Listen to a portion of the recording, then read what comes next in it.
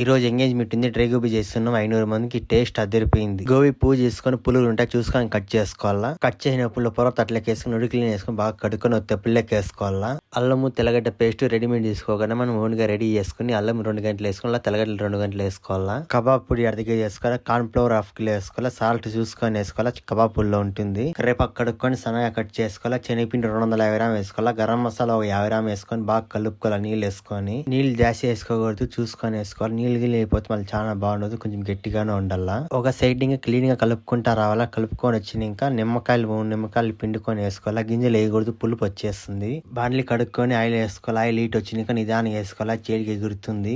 ఈ విధంగా వేసిన తర్వాత బాగా కలిపిటల్లా డబల్ రోస్ట్ చేసుకోవాలి. డబల్ రోస్ట్ చేసే టేస్ట్ బాగుండదు, గమ్మగమ్మ స్మెల్ వస్తుంది. గోబీ బాగా మసాలా అంటే ఆయిల్ బాగా ఆగిన ఇంకా గోబీ వేసుకోవాలా. బాగా రోస్ట్ కల్లా బాగా రోస్ట్ ఎవరు కలిపెడతా ఉండాలా. గోబీ అయితే అయిపోయింది, టేస్ట్ అయితే అదిరిపోయింది. ఈ వీడియో మీకు నచ్చినట్టయితే లైక్ చేయండి. Thank you.